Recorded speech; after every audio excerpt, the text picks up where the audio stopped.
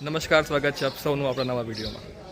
જેમ તમે મારી પાછળ જોઈ શકો છો, હું છું અત્યારે માંડવી તાલુકામાં આવેલા વિજય વિલાસ પેલેસમાં. આ પેલેસ તમે બધાએ જોયું જ છે, પરંતુ આ પેલેસ જેમણે તૈયાર કર્યું અથવા તો આ પેલેસમાં જે લોકો રહેતા, એમની જે લોકો સેવા કરતા, તેમના ઘર તમે ક્યારે જોયા છે? ના, કારણ કે આપણું ધ્યાન એ બાજુ ક્યારે જતું પણ નથી અને આપણે કદાચ તેમના વિશે વિચારતા પણ નથી. ચાલો આજે આપણે તેમના ઘર જોઈએ કે જેમણે આખો આ મહેલ ઊભો કર્યો છે. ખાસ કરીને એવા કોન્ટ્રાક્ટર્સ, મજૂર, રસોઈયાઓ જે કોઈ પણ હોય કે જેમનો આ મહેલને મહેલ બનાવવામાં ફાળો, એમનું ઘર આપણે જોઈએ છીએ આજે. બધી જ ઇન્ફોર્મેશન મને સોશિયલ મીડિયા થ્રુ આપવામાં આવી છે, એટલે આ વસ્તુ, આ જગ્યા, આ ઇન્ફોર્મેશન જે આપું છું એ પરફેક્ટલી 100% સાચી જ છે એવું હું નથી કહેતો, પરંતુ જેવી ઇન્ફોર્મેશન મને આપવામાં આવી છે હું તમારા સુધી કન્વે કરું છું.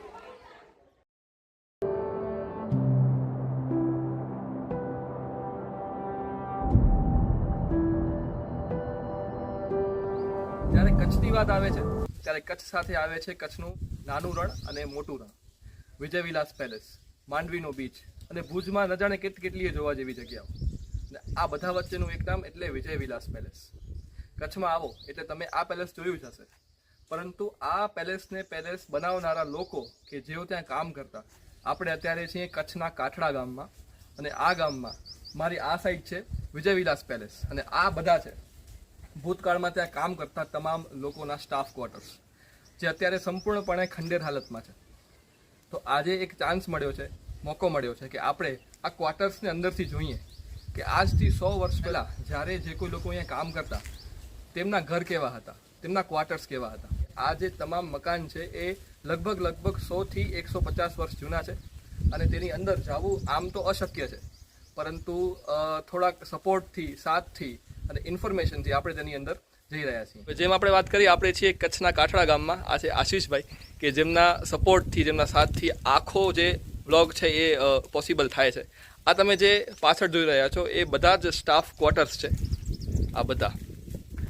અને આશીષભાઈ એમણે કીધું છે કે તમે આવો, આપણે ગમે એમ કરીને કંઈક એડજસ્ટ કરી લેશું, અને એમણે એડજસ્ટ કરી આપ્યું છે પોતાના બિઝી શેડ્યુલમાંથી ટાઈમ આપીને. હવે આપણે જઈએ છીએ એક ક્વાર્ટરની અંદર કે જે થોડુંક ખુલ્લું છે અને અંદર જવાની જગ્યા પણ છે. જોકે અમે એકવાર અંદર જઈ આવ્યા છીએ અને બધું એડજસ્ટ કરી આવ્યા છીએ, ઇન ધ સેન્સ અમે જોઈ આવ્યા છીએ કેવું છે.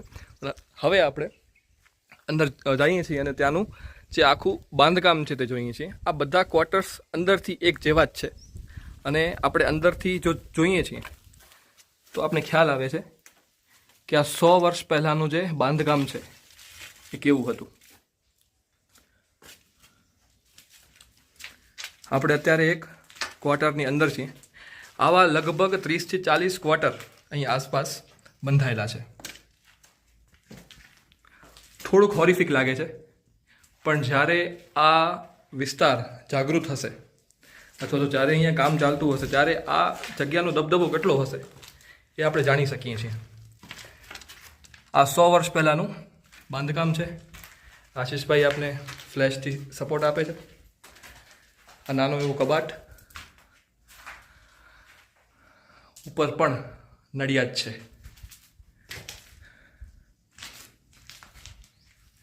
આપણે અહીંયા એક આંગણામાં આવીએ છીએ. આંગણું એટલે વેન્ટિલેશન માટે કદાચ હોઈ શકે છે એવું આપણે કહી શકીએ છીએ. હું એમ કોઈને પણ નથી કહેતો કે તમે અહીંયા આવો ને આ બધું જોવો. તમને ખાલી ઇન્ફોર્મ કરું છું કે અહીંયા પણ આવી એક જગ્યા છે જે ઘણા બધા લોકોએ નહીં જોઈએ. આને આપણે કચ્છીમાં અથવા તો દેશી ભાષામાં પાણીયારો કહીએ છીએ, કે પાણી જ્યાં પીવાનું હોય તે મૂકવામાં અહીંયા આવે છે. આ છે પાણીયારું. આ કદાચ કિચન જેવું કંઈક છે. કિચન કદાચ ન હોઈ શકે, કારણ કે અંદર એક બાથરૂમ જેવી વ્યવસ્થા, અહીંયા પ્લેટફોર્મ પણ છે અહીંયા, તો કહી શકાય કે કદાચ કિચન હશે ને આ સ્ટોર રૂમ અથવા તો બાથરૂમ હશે.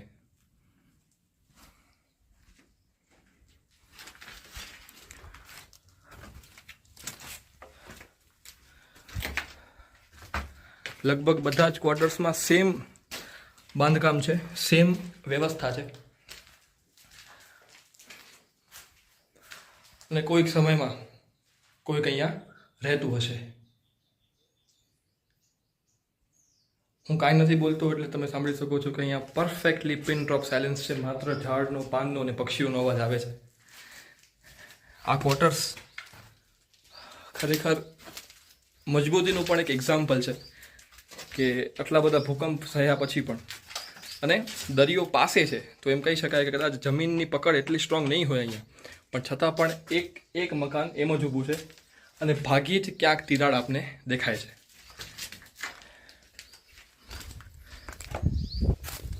આ તમે જોઈ શકો છો એમ કે આ બધા જ ક્વાર્ટર્સ જે છે, અને આ સાઈડ છે વિજય વિલાસ. તમે એની વોલ અહીંયા જોઈ શકો છો, જે તમને ઓળખીતી જ લાગશે કારણ કે આ જગ્યાએ આપણે બધા આવી ગયા છીએ, પરંતુ આ સ્થાનથી આપણે બધા પરિચિત નથી. જેમ આપણે આગળ જઈએ છીએ ને તેમ અલગ અલગ ક્વાર્ટર્સ આવતા જાય છે. આપણે એ પણ કદાચ અઝ્યુમ કરી શકીએ છીએ કે જે કામદારો હશે, બરાબર, એમના જે લેવલ હશે, લેવલ ઇન ધ સેન્સ કે કારીગર, એમના જમાદાર, એમના હેડ, એ પ્રમાણે કદાચ એમને ઘર ફાળવવામાં આવ્યા હશે.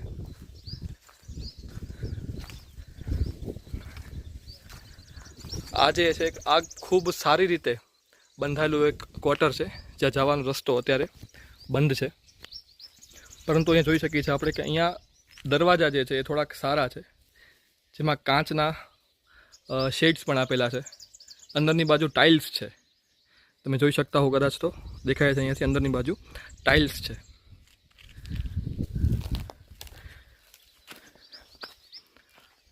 આ એમની એન્ટ્રી હશે કદાચ, અને કામદારોને જવા માટેનો આ એક ગેટ હશે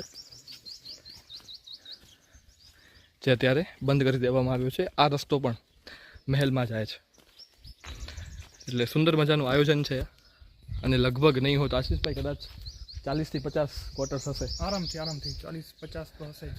40 થી 50 ક્વાર્ટર્સ હશે, અને જો એ લોકો સહપરિવાર રહેતા હોય તો કદાચ 250 લોકોનું, ઓછામાં ઓછું 150 લોકોનું તો આ ઘર હશે જ આટલા આખા એરિયામાં.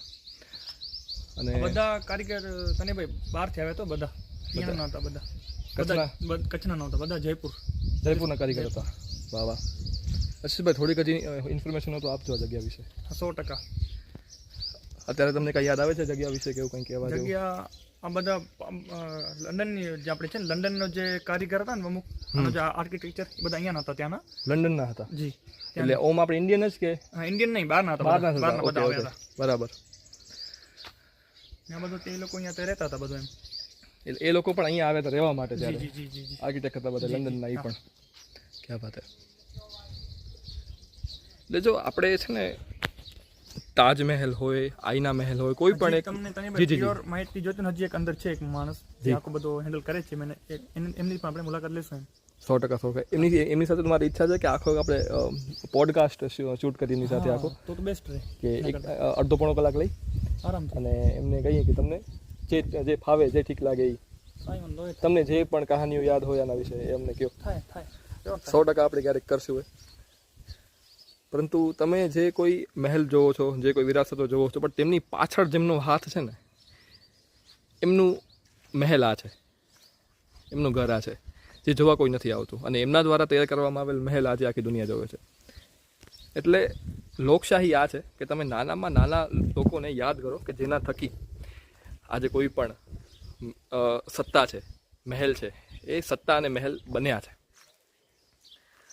થોડીક હજી ઇન્ફોર્મેશન જો આપણી પાસે હશે તો ડેફિનેટલી આપણે આમાં એડ કરશું વચ્ચેથી. અત્યારે આ વિડીયો આપણે અહીંયા એન્ડ કરીએ છીએ, કારણ કે બહુ બધી જગ્યાઓ ખુલ્લી નથી, અને હું શ્યોર છું કે આ વિડીયો તમે કદાચ પહેલી વાર જોતા હશો ઇન્ટાયર યુટ્યુબ ઉપર. કે હું એમાં બિલીવ કરું છું કે જો તમે મોટા મોટા મહેલોને શૂટ કરતા જાણો છો તો એ મહેલો કોણે બનાવ્યા એમને પણ શૂટ કરવાની તમારી એક ફરજ બને છે. એટલે આ બધી જે જગ્યા છે, કદાચ આ સાઈડ તમને આવવાની ઈચ્છા થાય તો આવજો, જોજો કે કારીગરો કેવા હતા અને એમના ઘર કેવા હતા. Thank you so much for watching, અને થેન્ક યુ સો મચ આશીષભાઈ, તમે આવ્યા અહીંયા. Thank you so much for watching.